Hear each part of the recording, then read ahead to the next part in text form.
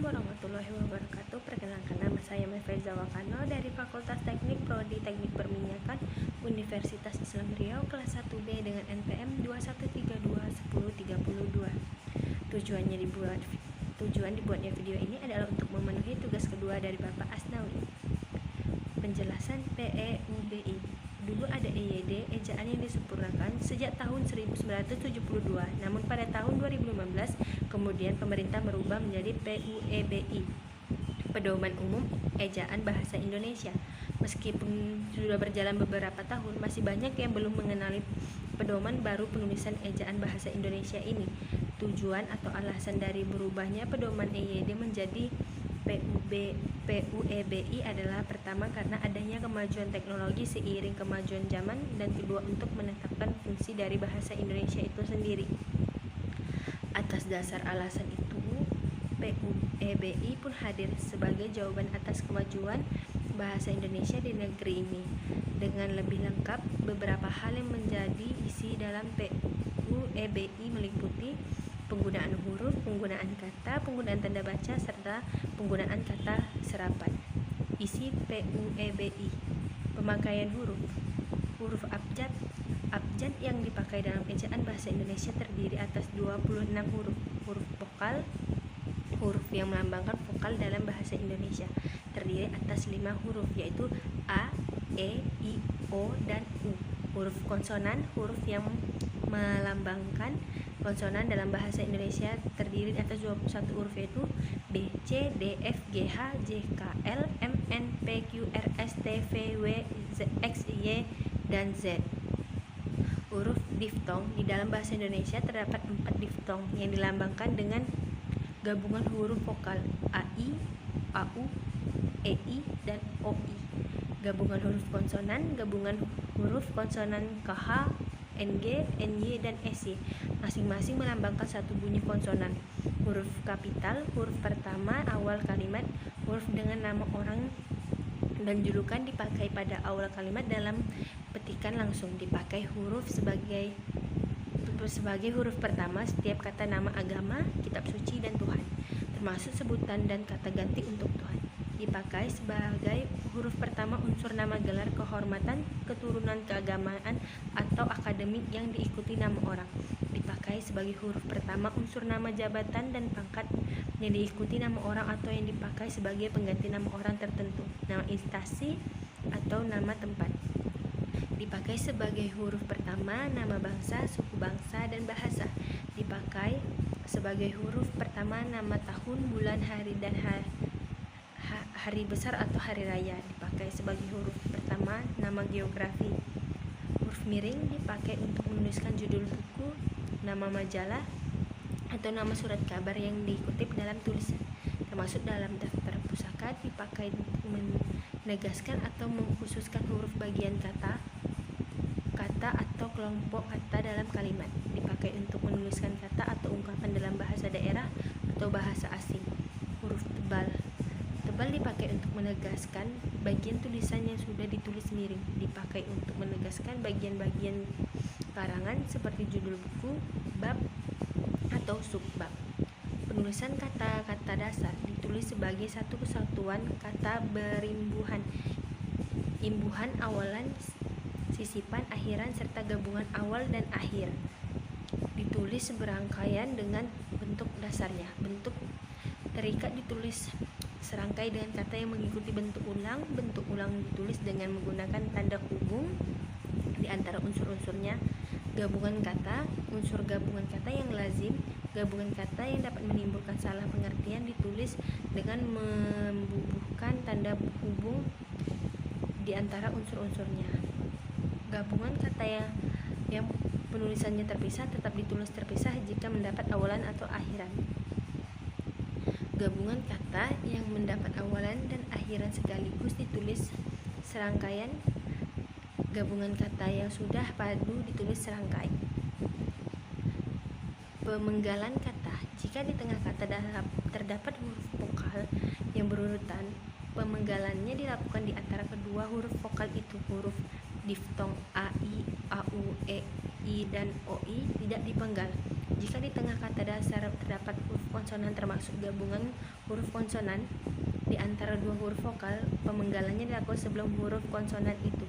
Kata depan seperti ke, dari. Di situ terpisah dari kata yang mengikutinya. Partikel, singkatan, dan ankromi. Angka dan bilangan. Kata ganti ku, kau, ku, mu, dan nya. Kata ganti ku dan kau ditulis serangkaian dengan kata yang mengikutinya. Sedangkan ku, mu, dan nya ditulis serangkaian dengan kata yang mendahulunya. Kata sandang, si, dan sang. Kata si dan sang ditulis terpisah dari kata yang mengikutinya. Pemakaian tanda baca, tanda titik dipakai pada dasar kalimat pernyataan. Tanda titik dipakai di belakang angka atau huruf dalam satu bagan ikhtisar atau daftar. Tanda titik dipakai untuk memisahkan angka, jam, menit, dan detik yang menunjukkan waktu atau jangka waktu. Tanda titik dipakai dalam daftar pustaka di antara nama penulis, tahun, judul tulisan yang tidak berakhir dengan tanda tanya atau tanda seru, dan tempat terbit. Tanda koma. Tanda koma dipakai di antara unsur-unsur dalam suatu pemerincian atau pembilangan. Tanda koma dipakai sebelum kata penghubung seperti tetapi, melainkan dalam kalimat majemuk atau setara. Dipakai untuk memisahkan anak kalimat yang mendahului induk kalimatnya. Dipakai di belakang kata atau ungkapan penghubung antar kalimat. Seperti oleh karena itu, jadi dengan demikian, sehubungan dengan itu, dan meskipun demikian, tanda titik koma dipakai sebagai pengganti kata penghubung untuk memisahkan kalimat setara satu dari kalimat setara yang lain di dalam kalimat majemuk. Dipakai pada akhir perincian yang berupa klausa. Dipakai untuk memisahkan bagian-bagian pemerincian dalam kalimat yang sudah menggunakan tanda koma. Tanda titik dua dipakai pada akhir suatu pernyataan lengkap yang diikuti pemerincian atau penjelasan. Tidak dipakai jika perincian atau penjelasan itu merupakan pelengkap yang mengakhiri pernyataan. Dipakai sesudah kata atau ungkapan yang memerlukan pemerian. Dipakai dalam naskah drama sesudah kata yang menunjukkan pelaku. Dalam percakapan, tanda hubung dipakai untuk menandai bagian kata yang terpenggal oleh pergantian baris. Dipakai untuk menyambung unsur kata ulang. Dipakai untuk menyambung tanggal, bulan, dan tahun yang dinyatakan dengan angka, atau menyambung huruf dalam kata yang dieja satu-satu. Dipakai untuk memperjelas hubungan bagian kata atau ungkapan. Tanda pisah dipakai untuk membatasi penyisipan kata atau kalimat yang memberi penjelasan di luar bangun kalimat. Dipakai juga untuk menegaskan adanya keterangan aposisi atau keterangan yang lain. Dipakai di antara dua bilangan, tanggal atau tempat, yang berarti sampai dengan atau sampai ke. Tanda tanya dipakai pada akhir kalimat tanya. Dipakai di dalam tanda kurung untuk menanyakan bagian kalimat yang diasangsikan atau kurang dapat dibuktikan kebenarannya. Tanda seru dipakai untuk mengakhiri ungkapan atau pernyataan yang berupa seruan atau perintah yang menggambarkan kesungguhan, ketidakpercayaan, atau emosi yang kuat. Tanda elipsis dipakai untuk menunjukkan bahwa dalam suatu kalimat atau kutipan ada bagian yang dihilangkan. Dipakai untuk menulis ucapan yang tidak selesai dalam dialog. Tanda petik dipakai untuk mengapit petikan langsung yang berasal dari pembicaraan, naskah, atau bahan tertulis lain. Dipakai untuk mengapit judul, sajak lagu, film, sinetron, artikel, naskah, atau bab buku yang dipakai dalam kalimat. Dipakai untuk mengapit istilah ilmiah yang kurang dikenal atau kata yang mempunyai arti khusus.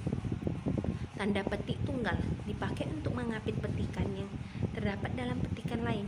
Dipakai untuk mengapit makna terjemahan atau penjelasan kata atau ungkapan. Tanda kurung dipakai untuk mengapit tambahan keterangan atau penjelasan.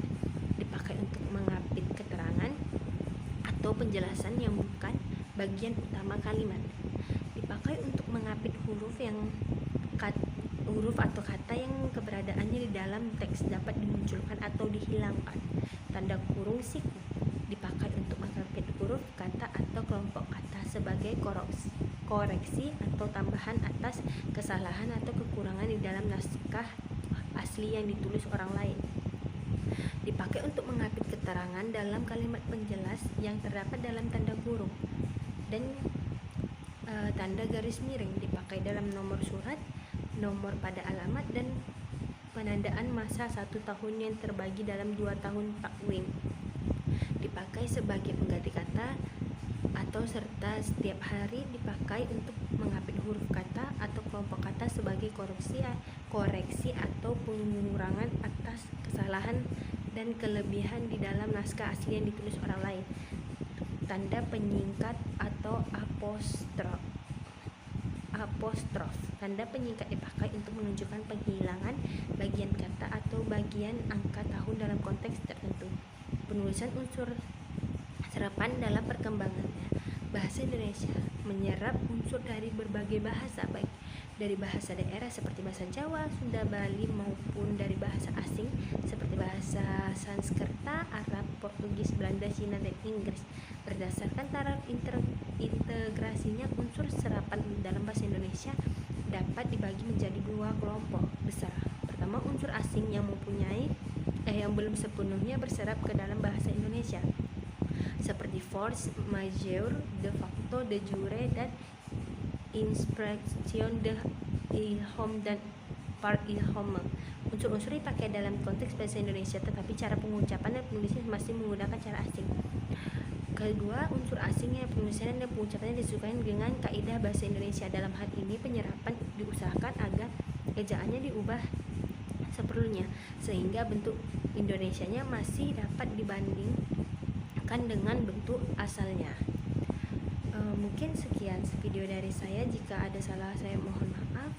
Saya akhiri dengan wabillahi taufiq wa hidayah. Wassalamualaikum warahmatullahi wabarakatuh.